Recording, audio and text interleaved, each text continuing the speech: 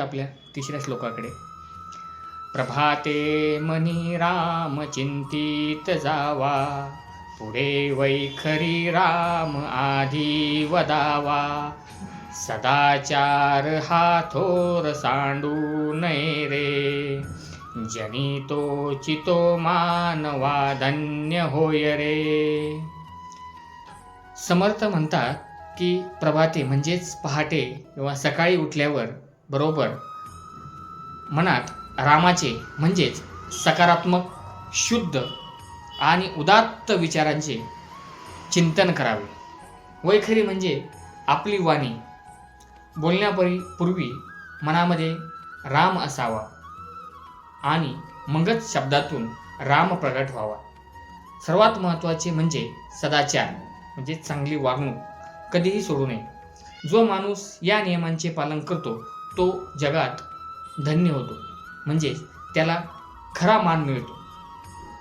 आजच्या काळातलं उदाहरण जर द्यायचं म्हटलं तर आजच्या धावपळीच्या युगामध्ये आपण सकाळी उठल्याबरोबर सर्वात आधी काय करतो विचार करा.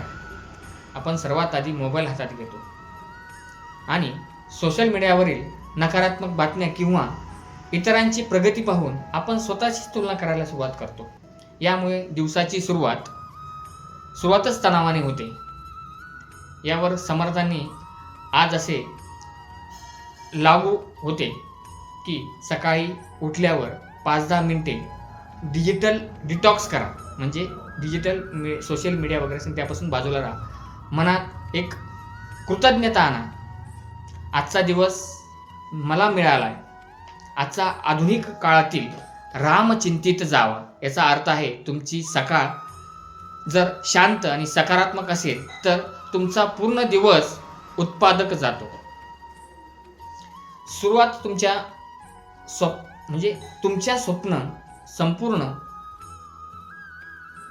दिवसाचं यश हे तुमच्या सकाळच्या पहिल्या 10 मिनिटावर अवलंबून असतं. समर्थ रामदास स्वामींनी यावर उपाय सांगितला आहे, जो की या तिसऱ्या श्लोकामधून त्यांनी अतिशय सुंदर प्रकारे सांगण्याचा प्रयत्न केलेला आहे. प्रभाते मनी राम चिंतित जावा म्हणजे रामाला सकाळी सकाळी चिंतलं पाहिजे. पुढे वखारी राम आधी वदावा, सदाचार थोर सांडू नये रे, जनी तोचितो माना धन्य होय रे. बघा, याचा सोपा अर्थ जर सांगायचा म्हटला, समर्थ म्हणतात सकाळी उठल्याबरोबर मनात चांगले विचार आणा. दिवसभरात जे काही बोलाल ते विचारपूर्वक आणि गोड म्हणजे चांगले बोला.